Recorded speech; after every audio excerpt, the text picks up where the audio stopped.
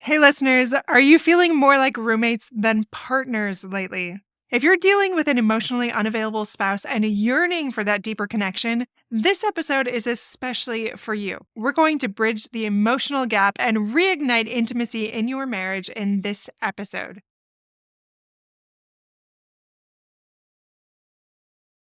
Welcome back to Fulfillment Therapy, the podcast dedicated to helping parents improve their mental health, wellness, and life fulfillment.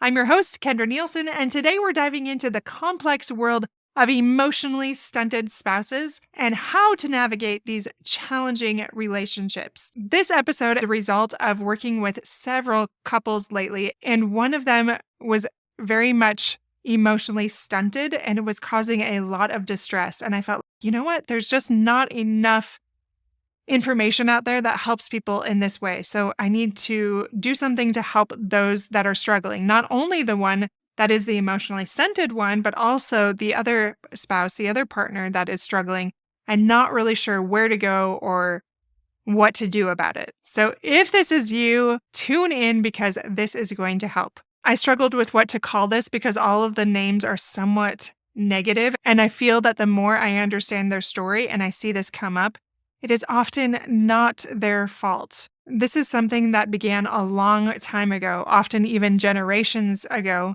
But for the sake of helping you understand, I'm going to interchange some of those words so you get an understanding of what it is a little bit more. Emotional immaturity in relationships is so much more common than you might think it is. I see this constantly with all of my couples and otherwise. Many couples find themselves struggling with a partner who seems emotionally distant or unable to connect on that deeper level. Like it's always really silly, or it's just very, hey, how's your day? Great, fine, that kind of thing. Maybe they're just emotionally distant or unable to connect on that deeper level together, and that other spouse is getting really frustrated by that, thinking there would be more connection than there is. So this is not about placing blame, but it's about understanding the root causes and finding ways that we can grow together. Now let's talk about just a couple different types of emotionally stunted spouses. So there's the overlogical one, and these ones are often minimize or invalidate emotional expression. And they view feelings as either irrational or maybe even unnecessary, and they can be very invalidating when the other spouse has feelings. And then the next one is the people pleaser. So with some of these couples I've been working with recently, I've seen this one come up a lot more. These individuals are often very sweet, sometimes even childlike, because they so badly want to prevent contention in their home. And they're extreme in their people pleasing. They've learned to sacrifice their own needs and wants on the altar of a peaceful home. But instead, they just get more disconnection and they don't understand why because they're trying so hard to keep the peace. Now let's go back to talking about the origins of emotional stunting. Emotional immaturity often stems from childhood experiences, and like I mentioned, there's generational patterns of dysfunction that have been around for quite a while. Many of us grew up in cultures or families that really discourage that emotional expression, especially of those negative emotions. I also used to see anger as very bad, but now I recognize it's a clue to help us understand what things can be changed and what things we can do to up our game and improve our family dynamic. So instead of it being all bad, it can just simply be helpful information to help us improve our life. Some of us have experienced trauma, and it can be big or small, and it wasn't recognized or addressed. It wasn't validated when we went through those things.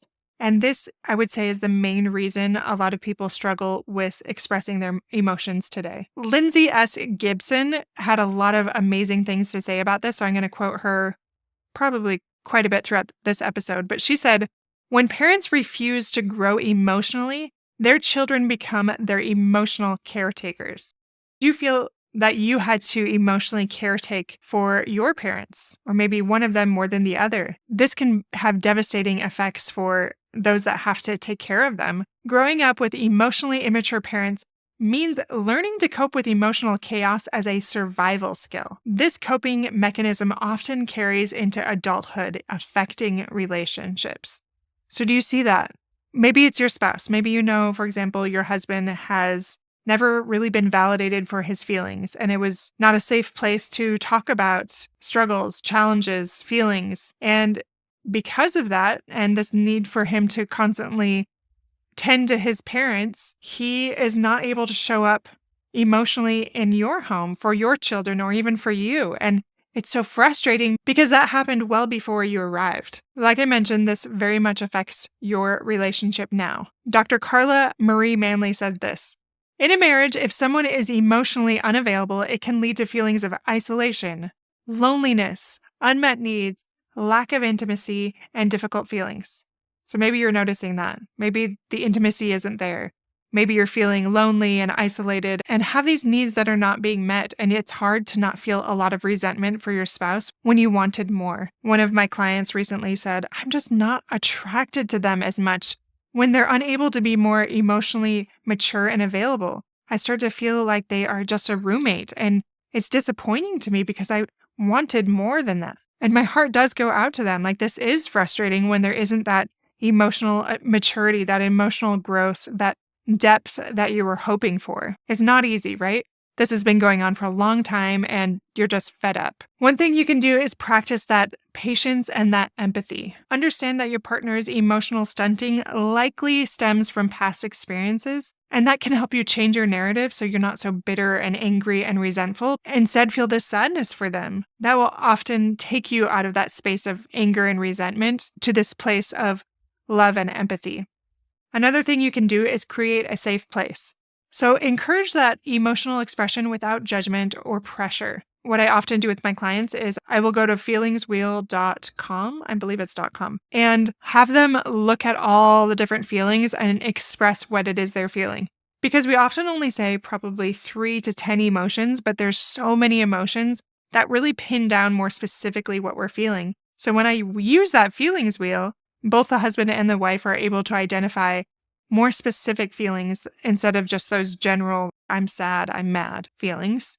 And that will help them understand one another better. Don't treat them like a child when you're asking them to share their feelings. Validate that this was not modeled for them and it's okay. And yet you need to feel that level of closeness and connection because you want a deeper, healthier relationship than maybe his parents or her parents had. And that's something that's very important to you. Now, recognize you cannot control them, but if you lovingly approach it, they're going to be much more receptive to that. And hopefully they'll even read many books out there. I'll try to remember to put some recommendations in the show notes, but just in case I don't, there are so many on Amazon if you just put in emotional intelligence. The next thing you can do is start small. Begin with simple questions to encourage that emotional sharing. Now, they are not going to suddenly be these deep, emotionally connected spouses overnight. Please do not expect that. But just simple things like, how did that situation make you feel today? Or what was the best part of your day? Is there anything that's bothering you lately? And often they'll be like, no, it's fine. It was good. But asking those open-ended questions, even normalizing it, taking away the shame, and just modeling for them what that can look like. And be patient and remind them, hey, I'm looking for longer responses. I'm looking for a little more information beyond what you're logically thinking. What are you feeling as well? And remember the feeling wheel. Let's look at that. What are you thinking? And as long as you don't do it in a demeaning way or a controlling way, typically spouses are going to be a little more open to that. Again, as long as they don't feel like a child or anything like that. So model that emotional expression and share your own feelings. And last but not least, celebrate those wins and acknowledge what you appreciate that they have done. Oh, it really helps me understand you better when you share a little bit more about your feelings or when you give longer responses. I feel like we're deepening that relationship instead of just being roommates. And I'm so grateful that you care enough to make that extra effort. Like, I'm so lucky that you are doing what you weren't taught to do and you are trying despite how you grew up. And I really appreciate that. Now, what about tips for that emotionally stunted spouse? Maybe that's you. So you can practice some self-awareness just by noticing and naming your feelings and maybe printing out the feelings wheel. The second one is journal about it. Most people don't want to do this step, but it is key to greater self-awareness. That really is important. You can also get a therapist if you don't have one already. You likely will need it if you have things like this that are preventing you from getting closer. Otherwise, your marriage will end if you just avoid it and ignore it for years on end. It's not going to get better without help. Like I already mentioned, read about emotional intelligence. Educate yourself on the importance of emotional health in relationships. I have a lot of those really logical spouses come in and downplay emotions or minimize them. And that is an old school way of thinking. And I remind them, like, we know so much more about emotional intelligence now. Like, that is no longer accurate in our world. We do not value just logic anymore. We recognize that even giant companies are looking for greater emotional intelligence and less on that logical or even IQ. Q is not nearly as important as we once believed it is, but emotional intelligence is very important even to your employers. So keep that in mind. And last but not least, practice that vulnerability. Start small. Share those tiny little things or those positive emotions with your partner. Like maybe it's too hard to share those negative ones right now, but you can build up to that. Just small, simple things you can do. The important thing to this, my friends, is recognizing the problem without shame.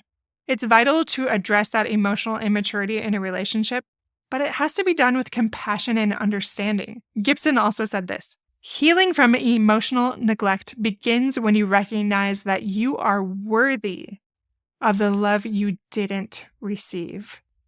I can't even tell you how many times I've had grown men sobbing in my office as we really peel back the layers and they're able to acknowledge the pain that they received from that emotional neglect and not getting their needs met in that way and how that continues to affect them. And that is such a beautiful, pivotal point where they are able to move forward as they validate their own pain and they can start to validate other things in their relationships now. It's so beautiful. I love that part. Here are just a few simple ways you can approach this topic. Frame it as a growth opportunity for both of you and not as a personal failing. Do not have this big, heavy thing where they just want to run away because it feels like you're holding this ton of bricks, right? The second one is use I statements. I go back to this all the time as you express your needs. It can sound something like this: I feel disconnected when we don't share our emotions. I feel more like a roommate when we're just talking about the weather and not talking about things that really matter or being a little more open and vulnerable with each other. And that might even be too heavy if they feel like, oh, this is so serious. They just think of me as a roommate. The third one is highlight the benefits of emotional connection for the relationship. For example, you can say, it's so much easier to be intimate and connected in that way when I feel emotionally close to you. That is how I connect. And when there is that vulnerability and that sharing and those feelings, I want to get closer with you. And that's often through intimacy. I don't want you to use that as a manipulation or anything like that, but they often love that. It depends on the spouse. It depends on the partner. I know a lot of my husbands really love that perk of it. But when they can understand that this does affect other aspects of their life, or even just the peace in the home, or even your parenting. Like when you feel like you are partners, instead of one feeling like they are parenting their spouse because their spouse can't be serious or their spouse can't share deeper feelings or be vulnerable or any of those things, it really does affect so many different things in your relationship. And last but not least, you can suggest some reading materials or even workshops or classes, courses, whatever it might be, on emotional intelligence that you can both do together. So it's not just, oh, he's messed up, but no, we both have a lot of things that we can do to improve. And I do want to highlight that. I do often see this in men, especially because culturally it wasn't as acceptable for them to share feelings, but I do also see it with women.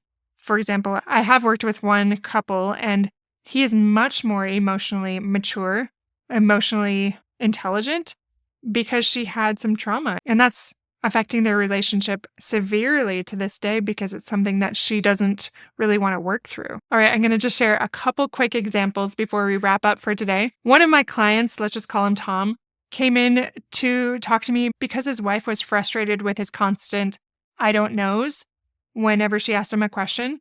He never shared his feelings. And in our session, we discovered that Tom grew up in a household where expressing emotions was seen as a weakness. So through therapy and practice, he slowly learned to identify his feelings and express them, starting with simple emotions like happy or tired. And I worked with his wife on communicating that gently and carefully. and it helped her increase in patience, but also increase her encouragement so that he was inspired or motivated to do more as there was that positive feedback. And then another quick example. Another client, she realized that she was emotionally stunted when her husband pointed out that she always deflected those serious conversations with jokes. And we worked on helping her feel safe enough to be vulnerable, starting with expressing those small preferences. And that's often very hard for these people to even share preferences. That can be a good indication that they are emotionally stunted. That could start with a simple thing, as at least it did for my client, about expressing where she wanted to go out for dinner. Just very small, simple things to get in the habit of expressing themselves. All right, in conclusion today, my friends, emotional immaturity in a relationship is so difficult, to say the least. But with patience and understanding, growth really is possible. Remember, this began way before you entered the picture and likely way before your spouse could really even do anything about it. Likely when they were too young to really understand what was going on. This is often rooted in generational dysfunction, negative patterns over time, but both partners, both spouses play a role in creating a safe space for that emotional expression. Like both sides can help improve that in very simple ways. So those small, tiny steps towards that openness can lead to those significant improvements in emotional connection. Remember, it's simple things as gently communicating your needs, using I statements, getting professional help, using the feelings wheel, modeling what that looks like, and being patient when maybe they're not leaning in and reminding them, like, this is a need that I have. This is what's going to improve our home dynamic. This is what is going to deepen intimacy for both of us, both emotional and even physical. When we're compassionate about that emotional immaturity, then you can improve your relationship towards a more fulfilling and emotionally rich relationship. Gibson says this last thing in closing. She said, "The unpredictability of an emotionally immature parent leaves children constantly on edge." This is not what we want in our marriages or in our parenting, and we want to change that cycle. Whether it's you or it's your spouse, you can break that cycle is to create an emotionally safe and nurturing environment. So even if it's not you, you can improve that environment so your partner or your spouse feels safe sharing, and you can elicit those conversations that will deepen that connection. All right, my friends, that's all I have for today. Don't forget to check out fulfillmenttherapy.org/blog for all of this information put into a blog post 2 times a week, so you can check that out on our website. And you can access all of these things. If you don't ever remember, you want to go back, or there was a great quote, whatever it is, you can always check that out there or in the show notes, any of those things to find out more information. And don't forget to check out our new courses online. Those will help you take your personal life and your family life to the next level when it comes to fulfillment and improving your mental health and wellness. Until next time, this is Kendra Nielsen reminding you that emotional growth truly is possible at any age. And it's never too late to start connecting more deeply with your partner and with yourself. Take care, my friends, and I'll see you back here soon.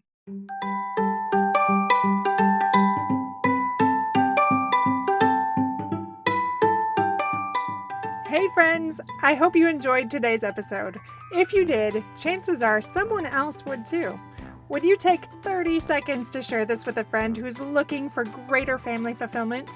And while you're sharing, tell me what you think about the show by leaving a review on Apple Podcasts. It refuels me when I hear this podcast is helping you, no matter what your house or your hair looks like. I'll meet you back here every Monday and Thursday morning for more episodes. Until then.